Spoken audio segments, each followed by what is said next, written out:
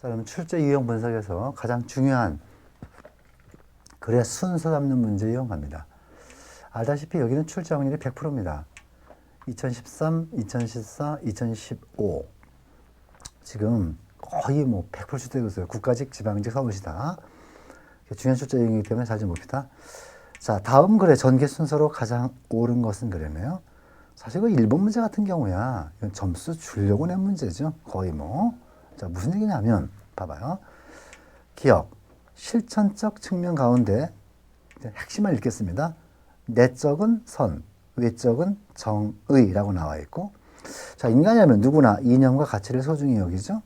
근데 이념과 가치는 뭐가 있어요? 진리, 선, 정의가 있답니다. 근데 진리는 이론적 측면이고요. 선과 정의는 실천적 측면이랍니다. 근데 실천에는 또 뭐가 있다는 거야? 내적은 선, 외적은 정의라네. 그럼 이건 뭐 누가 읽어봐도 순서는 니은, 디귿, 리을, 기억. 이거 뭐 풀어봤으면 그냥 답이 나와 있는 문제고요. 자, 이제 2번 문제가 조금 어렵다고 봐야죠. 봅시다. 가. 인력이 필요해서 노동력을 불렀더니 사람이 왔다라는 말이 있어요. 이건 사람을 단순 요소 생각했는데 와 보니까 여러 가지 문제가 생겨요. 자, 프랑스처럼 아무나 막 받아들이면 이런 사회 비용이 발생합니다. 그래서 핵심어는 뭐야? 프랑스처럼 요거죠. 아무나 받아들이는 잘못된 프랑스의 예를 보여주고 있는 거고, 자, 이제 다문화 정책의 패러다임을 전환해야 된다. 딱 봐도 주장이죠. 그럼 주장은 뭐야? 결론이란 얘기고요. 자, 다음 갑시다. 다문화 정책의 핵심은 두 가지예요. 첫째, 매우 적극적인 태도를 지닌 좋은 인력을 선별해서 입국시켜야 되는 거고요. 둘째, 이민자가 새로운 사회에 정착할 수 있도록 사회 통합에 주력해야 돼. 자, 다시 한번. 핵심은 두 가지라고요.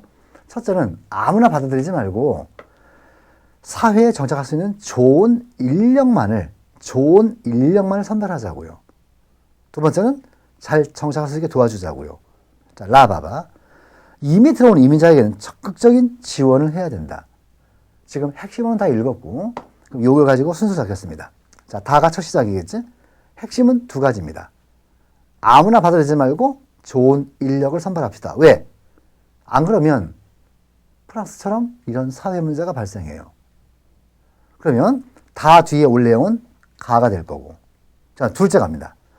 잘 정착할 수 있도록 사회 통합에 주력해야 돼. 근데 사회 통합에 주력하는 방법이 뭐야? 그게 바로 라잖아요. 이미 들어온 사람에게는 적극적인 지원을 해야 된다. 이렇게 해서 어떻게 하자고요? 이제 우리는 다문화 정책의 패러다임을 전환해야 된다고요. 그럼 순서는 다, 가, 라, 나. 자, 이런 순서가 되겠네. 4번 정답. 이렇게 되겠지. 자, 3번 가겠습니다. 논리적 배열로 가장 아름다운 것은? 자, 전제를 뭐라고 줬어요? 국어 순화를 우리말 다듬기라고 얘기하는데 이건 참 맞는 말인 것 같아요. 이렇게 되어 있고, 가. 우리말 다듬기는 이런 것으로 이해되죠? 우리말 다듬기에 의가 나오고 있고요. 자, 또한 뭔지는 모르지만 첨가겠죠? 여기에는 이런 것도 포함된다라고 나왔으니까 그게 뭔지가 또 앞에 나와야 될 거고, 자, 이렇게 볼 때, 자, 어떻게 볼 때 앞에 나와야 될 거고, 한마디로 바른말, 고운말, 쉬운 말을 가르치는 것을 말한다. 따라서 우리말 다듬기는 잡스러운 것을 이렇게 하는 것이다. 우리말 다듬기란 뭐뭐이다 라는 정의가 나오고 있단 말이야. 그 뒤에 즉 우리말 다듬기는 이런 게 아니라 쉬운 우리말을 바꿔 쓰는 순 우리말 쓰기나 쉬운 우리말 쓰기를 두루 아우르는 말이다. 자, 정리하겠습니다. 일단 전제에서 우리말 다듬기라는 말이 있는데 이건 참 맞는 말인 것 싶다. 그럼 이 뒤에 올 내용은 뭐야? 그럼 우리말 다듬기란 뭔지. 그래서 가가 와야죠. 이건 이렇게 이해될 거고, 그럼 이거를 정확히 다시 한번 정리한 게 뭐야? 따라서 우리말 다듬기는 이거이다. 우리말 다듬기에 정의가 나와야 되는데, 자, 거기 봐봐요. 비속한 말, 틀린 말, 고운 말을 바르게 하는 것이야. 그럼 나가 나와야지. 왜? 또한 이거 말고도 뭐가 있다는 거야? 너무 어려운 말을 고치는 것도 여기에 포함된다. 그럼 이렇게 볼 때, 어떻게 볼 때? 라와 나로서 볼 때. 즉, 틀린 말, 고운 말, 틀린 말을 고운 말로, 표준말을 발휘 하는 것, 그리고 너무 어려운 말도 쉽게 고치는 것, 이렇게 볼 때, 우리말 다듬기란 한마디로 고운 말, 바른 말, 쉬운 말을 가르치자는 것을 말한다. 뭐, 이런 순서가 되겠죠, 정확히. 그럼 어떻게 나와줘야 돼? 자, 전제 뒤에는 가가 와야 되고, 우리말 다듬기란 말에 이해. 이걸 가지고 라, 정의를 내렸고, 여기에 첨가가 나고요. 이렇게 볼 때, 그게 바로 다. 이렇게 되겠지? 3번 정답. 이렇게 되겠네. 다음 글의 연결 순서로 가장 옳은 것은 그랬네요. 일단 한번 앞으로 다른 가정화해 봅시다. 일단, 어디를 갔다가 나와야 되는 거잖아. 거기 가서 무슨 일을 했고, 결과가 어떻다. 이 얘기니까. 지금 맨 끝에 봐봐요. 4. 충남 보령시 녹도로 방제, 기름 방제 잘못 다녀왔어. 근데 녹도는 어디에 있어? 대천항에서도 1시간 더 가야 돼. 녹도의 위치가 나와야 되는 거고요. 근데 갔더니 기름투성이었어. 그럼 일단 4, 바로부터 시작을 합니다. 어디를 갔는지. 근데 기름투성이었대. 근데 발을 옮길 때마다 장화에 기름이 달라붙어 있었고, 왜? 기름투성이니까 그 상태가 어떤지가 나와야 되는 거잖아요. 그 정도로 기름이 많았다는 얘기지. 그래서 그 바위에 눌어붙은 기름때를 좀처럼 닦이지를 않았어. 그래서 어떻게 닦았어? 숟가락, 젓가락, 밥그릇까지 동원해서 긁어야 됐어. 그 닦는 방법이 나와줘야 되고, 그러다 보니까 어떻게 해? 바람은 엄청 찼고, 발가락은 금방 얼어서 딱딱해졌어. 그렇게 5시간 했는데, 결국 닦아낸 건 뭐야? 12개 뿐이었어. 이게 결과가 되는 거겠지. 다시 한번 정리하자면, 자, 어디를 가서, 녹도에 가서, 기름을 닦았는데, 정말 안 닦였어. 그래서 방법이 뭐야? 숟가락 등으로 이렇게 했어. 그럼 5시간이니까 얼마나 추웠겠어요. 그 추운 얘기가 앞에 나와야 되는 거고, 결국은 몇 개? 12개밖에 안 됐다. 이 얘기죠. 자, 5번 가겠습니다. 자, 순서 잡는 거예요. 여기는 핵심어를 먼저 읽어보겠습니다. 전제, 가에서는 이 모든 게 다 짜여진 각본에 불과하다. 밑줄 짝. 그 다음, 나에서 끝부분입니다. 결국 주인공 네오는 예언과 운명을 거부해야 되기 때문이다. 밑줄 그어놓으시고. 다 해봐봐. 근데 과연 모든 것이 어떻게 조금의 잉여도 없이 짤 수 있을까? 밑줄. 거기 끝부분. 모든 것이 미리 결정된 운명적으로 주어진 세계이다. 하지만 예언을 거부하는 것 자체가 일종의 운명일 수도 있다. 이 얘기잖아. 그럼 자, 지금 핵심어를 잘 연결시켜 봅시다. 자, 가에서 뭐가 나왔어? 짜여진 각본에 불과하다. 그럼 이디어 내용은 뭐야? 근데 모든 게 어떻게 조금의 잉여도 없이 짜일 수 있을까? 당연히 이게 나와야 되는 거고요. 그렇잖아요? 그런데 그 밑에 뭐가 나와? 미리 결정된 운명적으로 주어진 세계였고, 그게 어디로 가는 거야? 나로 가겠지. 결국 주인공 네오는 예언과 운명을 거부해야 되기 때문인데, 그 예언을 거부하는 것, 그 자체가 일종의 운명이었다. 이 얘기잖아요. 미질친 핵심어만 잘 읽어봐도 순서는 나오는 거죠. 3번 정답. 이렇게 되겠네. 자, 6번 가겠습니다. 다음 글을 맞게 배열한 것은 일단 가장 기초적인 문제가 뭐냐면 일단 순서대로 한번 일단 핵심 한번 그어볼게요. 독일 연구에 따르면 부모가 개념이 없으면 애들도 개념이 없다. 뭐 이런 얘기고. 자, 나를 갑시다. 산수만 가르치면 돈을 알게 될까? 뭐 아니다 이런 얘기일 거고. 다 끝부분이죠. 언제부터 얼마를 용돈으로 주는 게 좋을까? 이런 얘기가 나와 있고. 아이들은 우리의 미래죠. 부모는 아이들이 돈에 대해 정확한 개념과 가치관을 실속 본보기가 되어야 할 것이다. 연구 결과 만 7세부터 약간의 용돈을 주는 것으로 교육을 시작하면 좋다. 그럼 딴 거 다 그냥 두고 쉬운 것부터 합시다. 언제부터 용돈을 주는 게 좋을까? 말이 있네요. 7세부터 약간의 용돈을 주는 걸로 하면 되겠다. 이거고. 그럼 이 앞에는 어떻게 나와야 돼? 용돈에 대한 개념이니까. 자, 그러면 연구에 따르면 부모가 돈에 대한 개념이 없으면 애들도 없고. 그럼 이 얘기가 앞에 나와야 될 거고. 그럼 이게 전체 전제는 뭐야? 산수만 알면 돈을 알까? 아니란 얘기잖아. 그럼 답 나왔네. 돈에 대한 개념, 그럼 심오직에서는 어떻게 된다고? 용돈을 줘야 되는데, 그럼 언제부터 주냐? 7세부터 준다는 얘기지. 그래서 어떻게 하자고? 아이들은 우리의 미래라고. 딱 답 나오잖아요? 몇 번? 1번 정답. 이렇게 되겠네. 자, 여기까지가 이제 순서 없는 유형이었고, 이제 주제 파악으로 가겠습니다. 봅시다. 다음 글의 중심 내용으로 가장 옳은 것은 그랬네요. 분노는 공격과 복수의 행동을 유발한다. 분노 감정의 처리에는 눈에는 눈, 이에는 이라는 탄뢰의 법칙이 적용되죠. 분노의 감정을 느끼게 되면 상대방에 대한 공격적인 행동을 하고 싶은 공격 충동이 일어나. 여기까지가 주제 문장이야. 그 뒤에 봐봐요. 동물의 경우는 이렇고 사람의 경우는 이래요. 그럼 결국 뭔 얘기야? 공격적인 분노가 딱 일어나면 공격 충동이 일어나는 거잖아. 분노가 야기하는 행동의 변화. 이게 주제가 되겠지.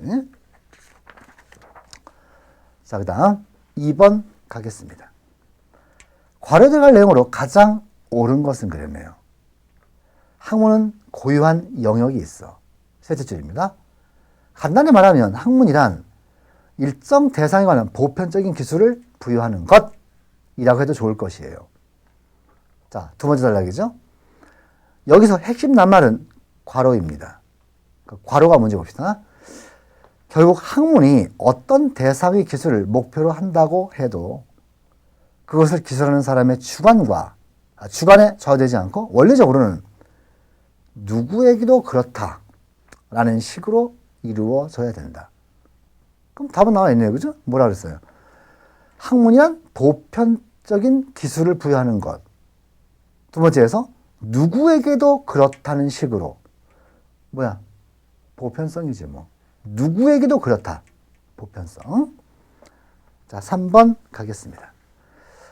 논지 전개상 괄호 안에 들어갈 말로 가장 옳은 것은 그랬네요. 자, 한 단락, 두 단락 끝부분이죠. 마자린이 갖고 있는 지식은 항해술이 대부분이었다. 이 항해술은 전쟁 수행과 관련해서 부분적인 도움을 줄 뿐이야. 분명 항해술도 논리적이고 분석적인 면이 있지만 그렇다고 해서 낯선 상황을 해결할 총체적인 백방인식이 들어있는 것은 아니야. 그래도 마자는 항해술만을 모든 문제를 해결을 열쇠라고 생각했기에 끝내 죽음을 맞이한 거죠. 그럼 마자의 죽음은 왜? 다양한 지식의 모에 근거한 문제 해결 능력을 키워하는지를 알게 된다. 즉 항해술 하나만 가지고 모든 것을 다 해결할 수 있다? 이건 아니라는 거지. 다양한 지식의 통합이죠. 이걸 해야 문제 해결을 할 수 있다. 이런 얘기고요. 자, 4번 가겠습니다. 자, 다음 괄호에 들어갈 문장으로 알맞은 것은 그랬네요. 자, 그러면 여기서는 맨 끝에서 셋째 줄을 먼저 보겠습니다. 매체를 통해서 보다 자주 접촉하는 사람들을 통해서 언어 변화가 진전된다는 사실은 언어 변화의 여러 면을 바로 이해하는 한 핵심적인 내용이라 해도 좋을 것이다. 그럼 이게 지금 주지 문장이잖아. 그럼 여기서 지금 묻는 거는 뭐야? 괄호 들어갈 문장으로 알맞은 것은. 그럼 이전 주지를 끌어내기 위해서 어떤 전제가 와야 되냐 이거죠. 그렇지 않겠어요 지금? 그럼 주지 문장은 뭐라고? 매체를 통해서 보다는 접촉한 사람들에 의해서 언어 변화가 더 빨리 일어난다. 그럼 이게 주지문장이니까 그럼 전제가 될 수 있는 건 뭐야? 3번이죠. 접촉의 형식도 언어 변화에 영향을 미치는 요소로 지적되고 있다. 이거 외에는 지금 여기에 나오는 전제가 될 수가 없어요. 자, 5번 가겠습니다. 다음 우화를 서두로 강연하려고 하는 거죠. 강연 제목으로 가장 옳은 것은 그랬네요. 자, 포도밭이 있었어요. 아버지가 뭐라 그랬어? 포도밭에 보물이 있다. 그러니까 자기들이 막 파재꼈어. 그랬더니 그 다음에 농사가 잘 됐어. 이걸 보고 느낀 거죠. 아, 보물이란 바로 이렇게 일하는 거였구나. 그럼 당연히 뭐야? 알려주는 것보다는 깨닫게 하는 교육을 시켜라. 자, 이렇게 되는 거고. 자, 6번 가겠습니다. 다음 글의 주된 논지는, 자, 봅시다. 당신이 중앙정보부 직원인데, 이렇게 됐다고 봅시다. 그럼 핵심이 지금 어디냐면, 하나, 둘, 셋, 넷, 다섯, 여섯, 일곱째 줄이에요. 그러나, 공리주의가 모든 경우에 항상 올바른 해답을 주는 건 아니야. 이 와까지는 이렇게 할 거라는 거지. 근데 그 뒤를 봅시다. 자, 이렇게 되면 과연 어떤 게 옳은가 이거지. 그럼 그거야 뭐 여러분 판단이겠지만 지금 여기서 요구하는 거는 그러나 공리주의가 모든 경우에 올바른 해답을 줄 수 있는 것은 아니다. 이걸 가지고 문제를 푸는 거죠. 왜? 그게 주지문장이니까. 그럼 4번 봐봐요. 공리주의가 절대 쓸 수 없는 것은 소수의 일이라도 무시할 수 없는 것도 있기 때문에 그게 바로 어디야? 뒤에 얘기잖아. 그래서 4번 정답 이렇게 되겠지. 7번 갑니다. 자, 구비 문학에서는 기록문학과 같은 단순한 의미의 단일 작품 내지 원본이라는 개념이 성립할 수가 없어. 맨 끝에 갑시다. 끝에서 둘째 줄이죠. 선창자의 재간과 그때그때의 분위기에 따라 새로운 놀이토막을 끼워 넣거나 일부를 즉흥적으로 개작 또는 창작하는 일도 흔해요. 뭔 얘기야 그럼 이게? 자, 구비문학은 첫 줄에서 나온 게 뭐예요? 원본이라는 개념은 없다. 그럼 뒤에는 이유잖아요. 그죠? 그때그때의 놀이토막을 끼워 넣거나 일부를 즉흥적으로 개작한다. 구비문학은 유동적이다. 이 말 하고 싶은 거죠. 자, 8번 가겠습니다. 자, 헤르만 헤세는 무슨 말을 했냐고 했냐면, 자, 남들이 좋다는 책을 읽는 것보다는, 어떻게 하라고? 그렇게 하기보다는, 셋째 줄입니다. 모든 사람은 자기 자신에게 자연스러운 면에서 읽고, 알고, 사랑해야 할 것이다. 뭔 얘기야? 남이 읽으라는 책보다는 네가 읽고 싶은 책을 읽어라. 뭐 그 얘기 아니겠습니까? 3번 정답이죠. 자, 9번 가겠습니다. 다음 글의 중심 생각으로 옳은 것은 그랬네요. 자, 21세기는 문화의 세기가 될 것이다. 뭐 쭉 얘기가 나오고 있고, 자, 핵심은 맨 끝으로 갑니다. 마지막이죠. 이제 문화는 배부른 자나 유한 계급의 전유물이 아니야. 생활 그 자체입니다. 고급 문화와 대중문화의 경계가 무너지고 장르 간 구분이 모여지면서 서로 다른 문화가 뒤섞여 새로운 문화가 생겨나고 있어. 이런 퓨전 문화가 대중 관심을 끌고 있는 가운데 이율 배반적인 것처럼 보였던 문화와 경제의 공생시대가 열린 겁니다. 특히 경제 측면에서 문화는 고전 경제학이 말했던 토지, 노동, 자본을 대체하는 생산 요소가 되었을 뿐만 아니라 경제적 자본 이상의 주요한 자본이 되고 있어요. 그럼 결국 뭐야? 이제 문화와 경제는 서로 도움이 되는 상생의 기능을 하게 되었다. 이 말하고 싶었던 거죠. 자, 10번 가겠습니다. 다음 글의 주제로 가장 옳은 것은 그랬네요. 자, 인간이 이성이라는 기능을 가지고 있다고 해서 합리적으로 생각하는 건 잘못이에요. 그래서 이성적 존재도 얼마든지 비합리적이고 또 그래야 인간적인 거야. 이 첫 단락이 전제입니다. 그러나 이제 뒤집어 엎는 거죠. 이치를 따져서 선택할 필요가 있는 것처럼 이런 일들을 힘이나 감정을 해결하는 건 원칙을 혼동하는 거야. 자, 여기부터 잘 봐야지. 합리적으로 처리해야 할 일을 힘이나 감정으로 해결하는 것. 이건 원칙의 잘못된 적용. 그보다 더 중요한 건 뭐야? 인간성을 비하시키는 결과를 초래한다는 점에서 더욱 멀리 해야 돼. 이게 바로 주제죠. 뭐. 다시 한번. 합리적으로 처리해야 될 일을 힘이나 감정으로 해결하는 것은 인간성을 비하시키는 결과를 가져온다는 점에서 멀리 해야 됩니다. 1번 정답이잖아. 그게 그 얘기 아니에요? 자, 10번의 정답은 1번. 이래야 되는 거고. 자, 11번 가겠습니다. 다음 글의 제목으로 옳은 것은 그러네요. 미래 사회에서는 산업 구조의 변화가 일어나고 대량 상식 방식에 따라서 변화가 일어나면서 전반적인 사회 조직의 원리도 크게 바뀔 것입니다. 이게 주지문단이죠. 그 뒤부터는 다 뭐야? 예시문단이잖아. 그럼 결국은 뭐야? 미래 사회에서는 전반적인 사회 조직의 원리도 크게 바뀔 것이다. 이게 주지문장이니까 그게 제목이 되는 거죠.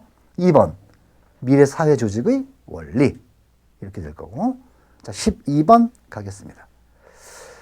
이 글을 대표해서는 제목을 보신다면 가장 알맞은 것은 그랬네요. 이게 기미독립 선언서거든. 이건 좀 어려우니까 일단 해석을 좀 먼저 합시다. 병자 수호조교, 강화도 조약이죠.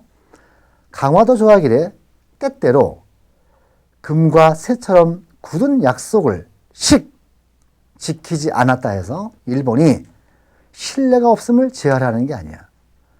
학자는 강단에서 정치가는 실제에서 우리의 조선세법을 마치 식민지처럼 바라보고 우리 문화민족을 원시인처럼 대우해서 한갓 정복자의 쾌락을 당할 뿐이요. 우리의 구원한 사회기초와 탁락, 빼어난 이란 뜻이야. 탁락한 민족 심리를 무시한다 해서 일본이 싸가지가 없음을 책망하려는 게 아니야. 자기를 책리어가 뭐야? 책찍질하다. 자기를 책리어하기에 급한 우리들은 다른 사람의 원망을 논할 만한 여유가 없어. 현재를 그 뒤에 주무야. 주무가 뭐야? 준비하는 거죠. 현재를 준비하기에 급한 우리들은 숙석, 옛날입니다. 그 숙석의 징변, 잘못된 걸 따지는 거죠. 그럼 숙석의 징변이 뭐야? 옛날 잘못된 것 한일합방이지. 그 한일합방을 따질 만한 여유가 없어.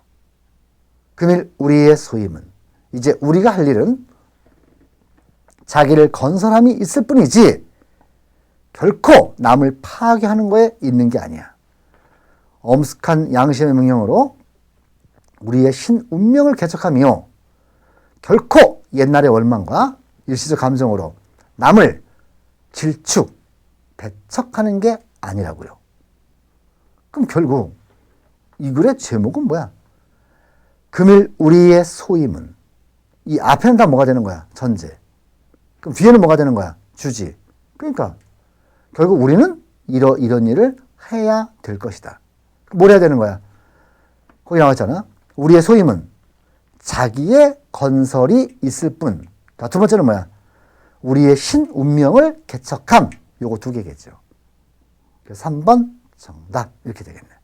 자, 12-1번. 한자의 도금이 잘못된 것은. 금방 했잖아. 자, 탁월이 아니라 탁락. 그 탁자가 빼어날 탁. 락자 역시 빼어날 락자입니다. 물론 뜻이야. 탁월이 맞죠? 그 뜻은 탁월한 민족심리가 맞지만 도금은 아니야. 도금은 탁락이라고 읽어야 맞습니다.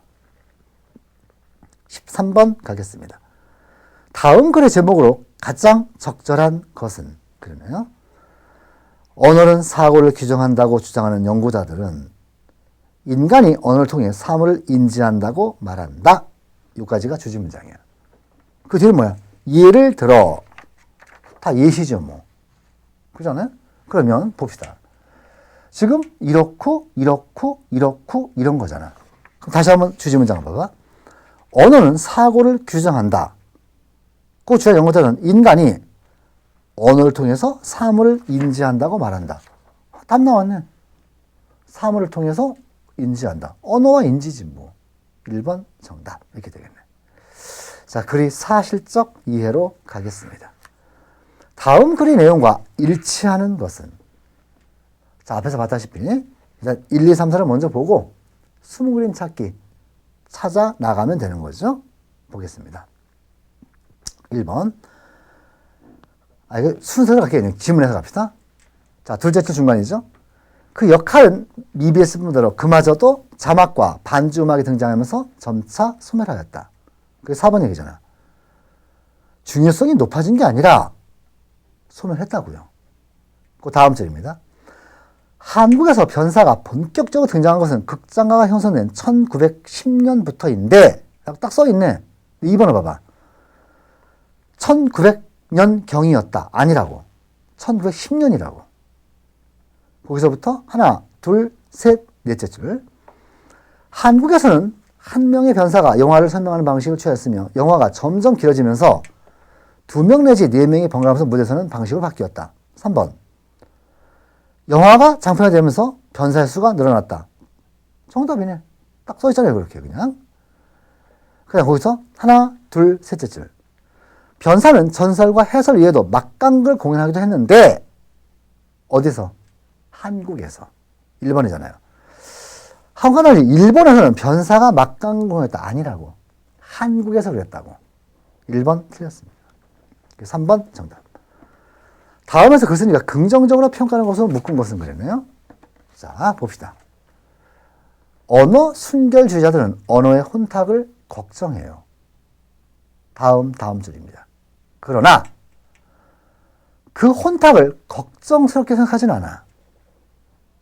다음 줄, 즉 둘째 단락 처음입니다. 그러나 내가 언어에 우리 국어의 혼탁을 걱정하지 않는 더 중요한 이유는 내가 불순함의 옹호자이기 때문이야. 자, 봅시다. 불순함을 옹호한다는 것은 전체주의나 집단주의처럼 그렇게 단색, 이거를 혐오한다는 것이고 나와는 다른 것을 너그럽게 이해할 수 있다는 것이야. 나는 토박이 말고도 한자어, 유럽계 이런 말 섞인 혼탁한 한국어 속에서 숨을 쉬어요. 나는 한문 투로 휘어지고 일본 문투로 굽어지고 서양 문투로 닮은 한국어 문화 속에서 풍요와 세련을 느낍니다. 자, 순수한 토박이 말과 토박이 문체를 가진 한국어 속에서 나는 질직할 것 같아. 언어 순결주의, 외국어의 메아리에 두려움에서 외국 노동자에 대한 박해, 혼혈, 혐오, 폭벌, 이게 큰 망상까지는 먼 걸음이 아니야. 우리가 잊지 말할 것은 순화의 충동이란 죽임의 충동과도 같은 거예요. 그럼 결국 글쓴이가 주장하는 것, 혼탁을 걱정하지 않는다. 불순, 막 섞이는 거, 감염, 이런 것에 대한 옹호자란 얘기잖아. 1번 정답. 이렇게 되겠지? 자, 3번 가겠습니다. 다음 글의 내용에 부합되지 않는 것은 그랬네요. 자, 셋째 줄이죠. 어떤 개체의 행동을 결정하는 일관된 기준은 오로지 그 다음 줄, 유전자의 이익이라는 것이다. 그게 1번 얘기잖아요. 그죠? 거기서도 하나, 둘, 셋째 줄. 그러나 이기적 유전자 혁명이 전하는 메시지는 인간이 철저하게 냉혹한 이기주의라는 건 아니야. 사실은 정반대야 라고 나와 있네. 그럼 거기 보면 3번 봐봐. 이기적 유전자 혁명은 인간이 유전자 때문에 철저하게 이기적으로 행동한다고 주장한다. 아니라니까? 그 반대라고요. 3번 정답. 그 다음 줄입니다. 이어서 그것은 오히려 인간이 왜 따로 이타적이고 다른 사람과 협력하는지를 잘 설명해 주어요. 그게 2번 얘기고요. 인간의 이타성과 협력이 유전자 이익에도 도움이 되기 때문이지. 그게 바로 4번 이야기가 이어지는 거고요. 자, 4번 가겠습니다. 자, 필자의 생각에 부합되지 않는 것은 그랬나요? 조금 예민한 문제이지만 외문고와 내문고라는 용어도 문제가 있어요. 자, 두 번째 줄 중간이죠. 이러한 영토 내지는 기술번선에서 객관적으로 표현한다면 북몽골, 낙몽골로 표현하는 게 맞아. 그러나 이렇게 하면 중국과의 불화는 불을 보듯 뻔하겠죠. 왜? 중국은 그걸 인정하지 않으니까. 그래서 이제 끝에도 둘째쪽 갑니다. 그러나 이렇게 한다면 외교적인 부담을 피할 길이 없어.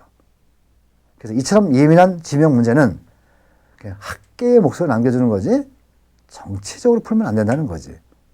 그래서 1번 정부는 외몽골을 북몽골로 불러야 한다. 이러면 안 된다 그랬잖아요, 금방. 중국과의 불화를 보를 때 뻔하다. 이렇게 하지 말고 어떻게 하라고? 그냥 학계의 목소리로 남겨두자. 2, 3, 4는 맞는 내용이지만 1번은 안 돼요. 다음 글의 내용과 일치하지 않는 것은 그랬네요. 자, 화성 신도시는 이렇게 탄생했어요. 자, 두 번째 중간이죠. 전성기를 맞이한 조선의 경제적 능력과 문화적 역량이 남김없이 투여된 이 신도시는 그게 바로 1번 얘기네요. 그죠? 조선 사회와 문화의 발전 성과가 반영된 첨단의 계획 도시로서 그게 바로 3번 얘기고요. 그죠? 정조로서는 즉위 이래 품어온 오랜 수건과 꿈의 실현을 위한 기반을 말하는 것이야. 그게 쭉 몇 번 얘기야? 정조의 얘기니까 2번 얘기가 되겠지 뭐. 그럼 뭔 없어 지금. 4번 화성 신도시 건설은 사도세자의 유지를 받들어 이루어졌다. 아이, 그런 얘기는 없잖아. 사도세자를 나중에 추승했다는 얘기지. 사도세자의 유지를 받들어 이게 아니라 정조의 의지였다 라고 나오고 있는 부분이고. 자, 그 다음 그래서 다루고 있는 내용이 아닌 것은 그랬네요. 북학의는 18세기 후반 사회적 위기에 직면한 조선을 개혁하려는 의도에서 쓴 책이다. 그게 1번 얘기잖아. 왜 썼는지 배경이 나와 있고, 거기서부터 하나, 둘, 셋, 넷째 줄. 북학의는 이후 북학이라는 학문이 조선이 시사사상으로 자리 잡는데 기반이 되었고, 그 다음 줄. 북학은 시사사상으로 자리 잡았다. 그럼 2번 얘기잖아요. 사상사적 의의. 세 번째. 거기서 하나, 둘째 줄 밑입니다. 이들은 청나라 사행에서 견문한 내용을 국가 정책으로 발전시키고자 하였고, 그 다음 줄. 이런 것들이 이들이 지은 주요 정책이었다. 거기 활동 나오잖아요. 이런 활동을 했다고. 그럼 4번. 북학파학자들의 사대주의.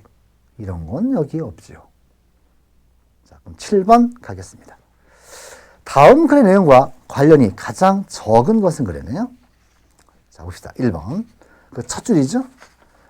해방 직후 문단에는 식민시대 문학의 청산과 새로운 민족 문화의 건설이라는 두 가지 과제가 제기되고 있었다.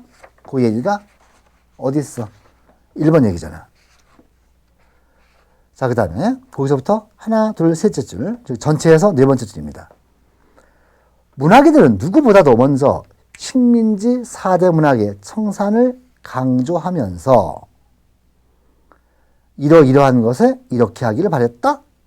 그게 바로 2번이잖아요. 왜냐하면 봐봐. 문학인들은 누구보다도 식민지 시대의 문학의 청산을 강조하면서 그 다음 줄 이걸 하면 철저한 자기 반성과 비판에 근거하여 민족 주체를 확립하지는 안 된다는 주장도 등장한다. 2번도 맞는 얘기고요. 자, 거기서 다시 밑에 줄이죠. 이 같은 움직임은 일본의 식민지 정책에 의한 강요된 민족 문화의 왜곡을 바로잡지 않고는 새로운 민족 문화의 건설을 생각할 수 없다는 인식이 담긴 당시 문화에 널리 일반화되어 있음을 말해주는 것이다. 그게 4번 얘기잖아. 뭔 없어? 3번의 내용이 없죠. 그럼 3번은 뭐야? 새로운 민중문화의 건설은 민중문학으로서의 건설이, 이건 민중문학은 70년대 특징이지 이거를 30년대로 볼 수는 없다는 거죠. 민중문학은 70년대지. 해방 직후문단은 이런 건 없었어요. 자, 8번 가겠습니다. 다음 글의 내용으로 미루어 알 수 있는 사실은 그랬네요. 어느 대학의 심리학 교수가 강의를 정말 재미없게 했어. 자, 그럼 봅시다. 이제 그 효과를 보려고 하는데 심리학 교수는 인류학 교수에게는 이 사실을 철저히 비밀로 했고 누구한테만? 그 강의를 수강한 학생들. 그 강의가 누구야? 인류학 강의지. 인류학 강의를 듣는 학생들에게만 사전에 얘기한 거지. 2번을 봐봐. 심리학 강의를 듣는 인류학과 학생들이 듣기에 싫어했다. 아니라니까. 인류학 강의를 듣는 애들이죠. 그래서 2번은 틀렸고요. 그 다음 두 번째 단락이죠. 한 학기 동안 계속된 이 시험의 결과는 매우 흥미로웠어. 우선 그 재미없던 인류학 교수는 줄줄 읽어나가는 강의 뒤에서 눈을 떼고 학생들과 눈을 마주치기 시작했어. 그럼 여기서 3번 할 수 있죠. 그럼 교수는 학생들과 눈을 맞추지 않았었다는 거지. 그래서 3번도 일단 우리가 알 수 있는 얘기네. 그럼 3번 정답이겠네, 일단. 그지? 왜? 이렇게 함으로써 학생들과 시선을 맞춘 거니까. 다음 줄이죠. 더욱 놀라운 것은 학생들이 변했었어. 처음에는 단순 시선 차원에서 재미삼아 강의 듣던 애들이 이제는 정말 흥미롭게 듣게 되었어. 4번 봐봐. 실험 내내 인류학 강의를 열심히 들었다. 아니라니까. 처음에는 별로 재미없게 들었다고. 그러다가 나중에는 진짜 재미있게 들었다는 거죠. 그 어디에도 실험에 참여한 학생들은 듣기의 효과를 미리 알고 있었다. 그런 말은 여기 없어요. 그래서 몇 번? 3번 정답. 이렇게 되겠네. 자, 추론 및 문장 간의 관계. 여기부터는 잠깐 쉬었다 가는 걸로 하겠습니다.